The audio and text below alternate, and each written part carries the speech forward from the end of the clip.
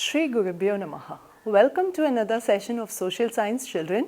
We have been already seeing about the institutional representation of democracy. So, one by one when we are coming in that, we have been seeing about the election, the universal adult franchise we have seen. What is universal adult franchise?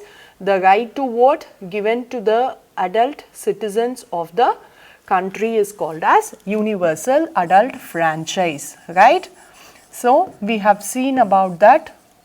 So, this right to vote is given to who? 18 years of age. Those who have completed 18 years of age will be given this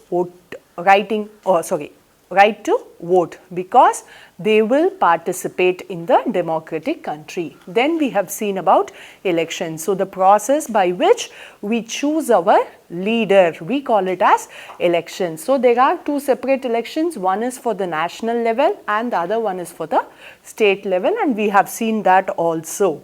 And we have seen about constituencies and reserved constituencies. So, what is meant by constituencies?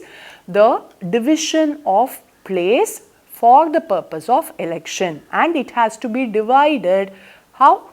Yes, based on the population. So, the population all over all the constituencies will be almost equal.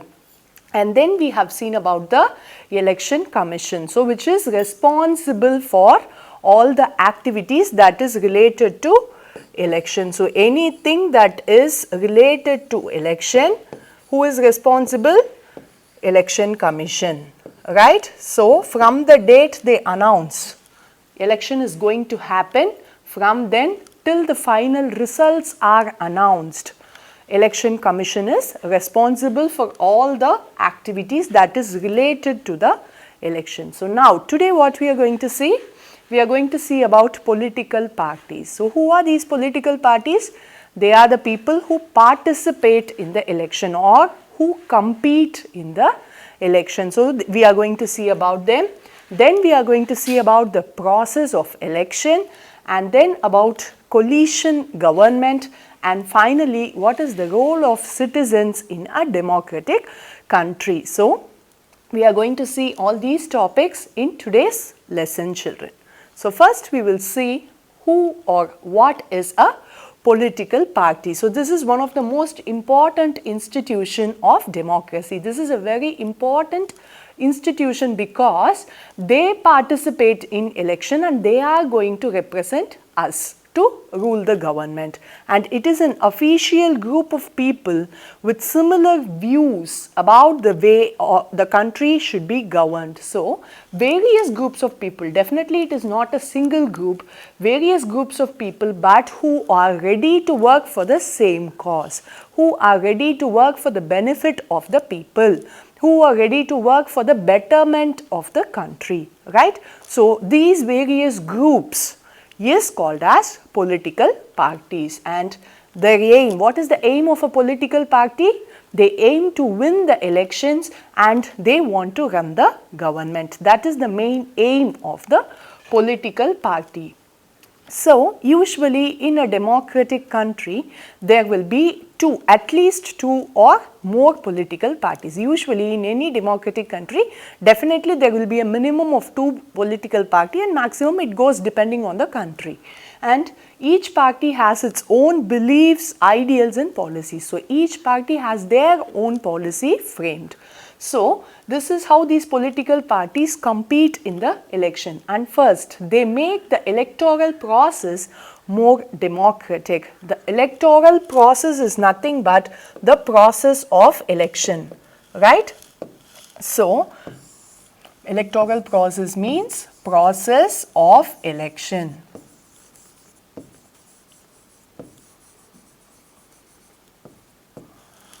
More democratic. How?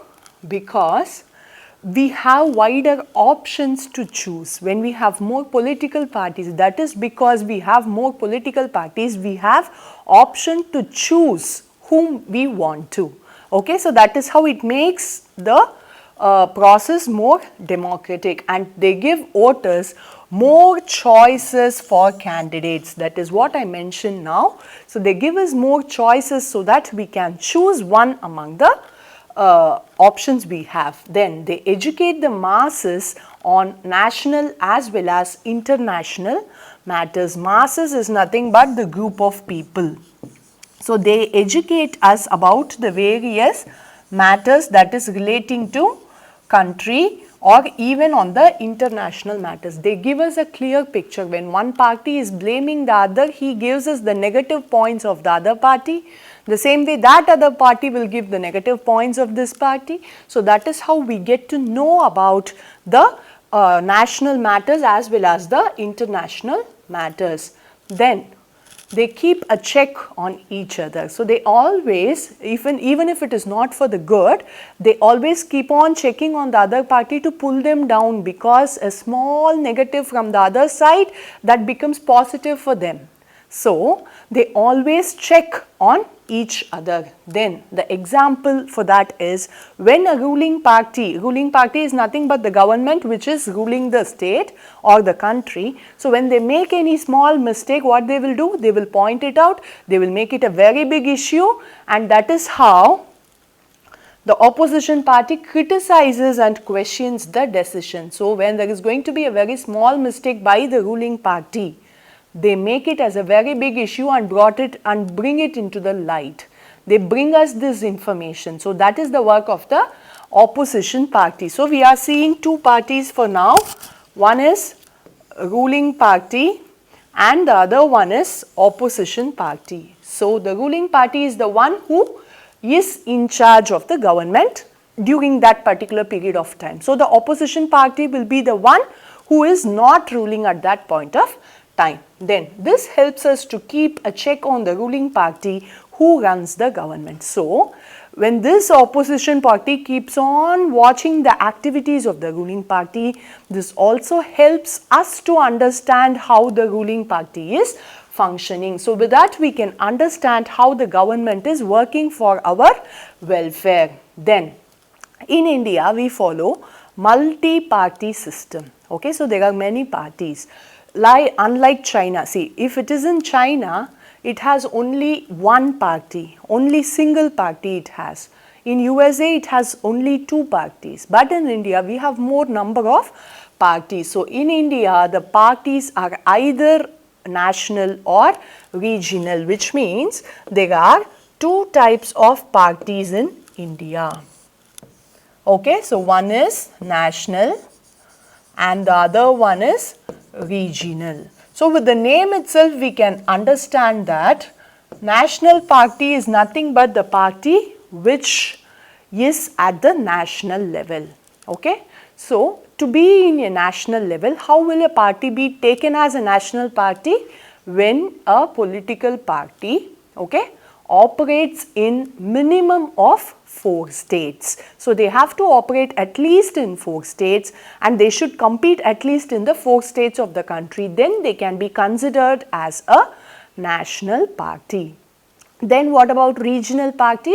It is the party which operates within a particular locality, that is within a state. So that we call it as regional party. So we will just see about national party first. So these are all the national parties of India. We would have been familiar at least with these two. One is BJP and the other one is Congress. So we are, to an extent, we are familiar with the national party. So first, a political party that has base in and contest elections from 4 or more states is said to be a national party. So any party that has a base or that works at least in 4 states, okay, 4 or more states, then they are called as a national party. So the examples are the Indian National Congress, Bharatiya Janata Party and the Communist Party of India. All these are operating at least in a minimum of 4 states and a maximum of 29 states. We have 29, right? So these parties are there in all the states also. So that is how we tell them as national party. Then what about the regional parties? Here, for Tamil Nadu, we regularly are used to ADMK, DMK, all these. So we have these parties which is operating within a particular state. So, a political party that contests only in its home state. Okay, so the place where this party was found is called as home state. So, only in its home state we call it as regional party. So, regional party plays an important role in highlighting the specific problems of a community or a state. So, to understand about a particular community or a particular state, the problems they face, these regional parties help us. Then, the examples for that is the Dravida Munnetra Kazhagam, Telugu Desam Party which is from Andhra, Indian Union Muslim League and Shiromani Akali Dal. So, all these are the examples of regional political parties which operate within a state. So, here you can see each party has its own symbol and election manifesto. So, election manifesto is nothing but the declaration they give. Okay? So, the declaration or the promise they make before conducting elections. Declaration or the promise. That we call it as election manifesto, right. So, each party has its own symbol and also this election manifesto. So, an election manifesto states the aims, views and policies of the political party. That is what. So, once we are in rule, we will do this, we will do that, all these put together we call it as election manifesto. And it lays out the plan for the government a party will pursue if it wins the election. So, this is a plan for the government. This election manifesto is the plan for the government. So, the government or the party, the political party which is competing in the election is giving us a word that they are going to do all these. So, which means once they are into the power, they are supposed to do all these. So, this is a plan which we are informed even before the election, that is called as election manifesto. Then we are going to see about the process of election in India. So, first we will have an overall picture about the process and then we will study about that in detail. So, the first process is going to be filing of nomination. What is meant by filing of nomination? All these political parties who are going to compete in the election. Okay? So, those who are ready to compete in the election, the political parties will go to the election commission and they will file that it is just a process of application, right. So, for school admission we say it as application and for election we say it as nomination, that is it. Okay. So, first they will be filing the nomination that I am going to participate in this election or I am going to compete in this election, and it is not necessarily be a political party. Only political parties can compete in election? No, it is not like that. Even an individual can compete in election. So, whoever wants to compete in the election or whoever wants to take part in that contest, they can file their nomination first. Then what will happen? The nomination will be analyzed. This will be done by the election commission. So, what do they do in this process? They will check that if the candidate do not have any criminal history, if the candidate is a genuine person, if a person is going to be declared as a criminal earlier, he cannot compete in the election.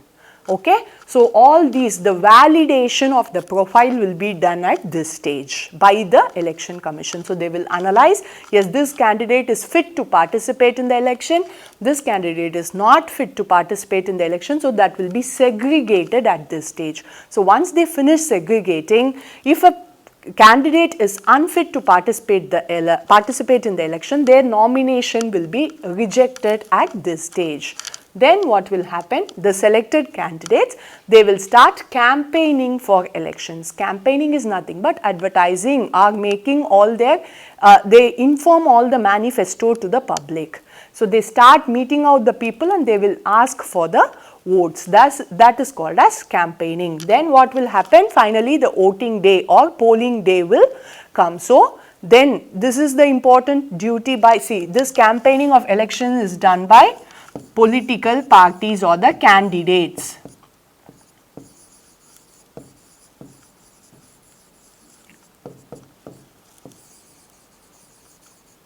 candidates who participate in election. So after this, what will happen? Voting or polling day. So who plays a major role in this day? Yes, we public. Okay, so the people of the country, the citizens of the country, adult citizens of the country plays a very important role on this day. Then vote counting and result declaration happens. So again, this work is done by whom? Election Commission.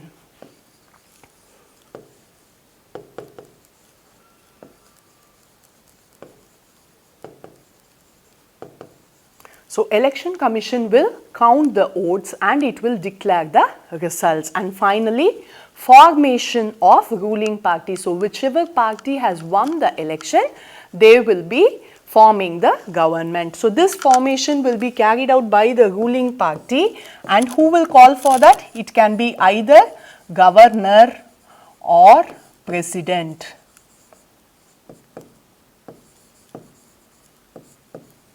It can be either governor or president. So if it is going to be state level elections, governor will call the ruling party, they will invite the ruling party to take up the government, and the same way if it is going to be central level elections, that is the national level elections, parliament elections, then president will call for the party which have won the elections to take up the government. So this is the process of the election. So after this nomination and analysis of nomination, now we'll be seeing about campaigning for elections. So after nomination filing by the candidates, the analysis of nomination is done by the Election Commission. So after that, before elections, the political parties and the candidates starts campaigning. And the political parties present their election manifesto during campaigning. So that's what I told you. They will start declaring whatever they are going to do if they win. Okay, so that is the process of campaigning. So once they start campaigning, they will meet more people. They will say that I'm going to do all these for you, I'm going to do all these for you. They will start declaring that. This will give information about the parties on what they are going to offer, how they are planning to deal the important issues like unemployment, rising prices, defense and many other matters if they come into power. So by this election manifesto, we will get a clear idea on what they are going to do. If they are going to be into power, what are all the things they are giving us to address very important issues like unemployment. So what they are going to do when more people are unemployed, what they are going to do if there is going to be some problem with defense or army. So all these we will get a clear idea from the election manifesto. Then this helps people to decide on whom to select as their leader. So with this manifesto, by comparing the manifesto of 2 or 3 parties together, we will get a better idea that who is giving us a better offer, who is going to do better, who is going to perform well in the country. So with that, we will be able to choose our leader. Then all political parties have the right to campaign freely before the election. So there is no such restrictions on this campaigning, but they should not violate the model code of conduct. Do you remember this word, model code of conduct? Yes, this is the rule book which comes into effect once the election is announced by the Election Commission. So from the day the election is going to be conducted, if this is announced, this model code of conduct has to be followed. So no one should violate the rules of this model code of conduct, and all election campaigns are required to end 48 hours before the close of the poll. That is, before the election is going to start, 48 hours before this campaigning has to be stopped. No one should campaign after that, right? And then on the day of election, all the adult citizens of the country will go to polling booth to cast their vote. So campaigning is over, then after 2 days, that is after campaigning is over, 2 days, after 2 days, election is going to happen. So on that day, what will happen? All the adult citizens will go to the polling booth. The place where we cast our vote is called as polling booth. Okay, so in polling booth, all adult citizens will go and cast their vote. In India, voting is done through secret ballot, which means vote in secret. No one else can see who they have voted for. So, in India it is a secret ballot and it is called as vote in secret, which means only the person who have casted their vote will know that for whom they have voted. So, except that particular person, no one else will be knowing that this person have voted for this party. So, no one else can know that, and this ensures, so this secret ballot is ensuring us that the protection for voters is there. Why? Because against them being influenced by the political parties by threatening or bribing them. It is bribing. Sorry.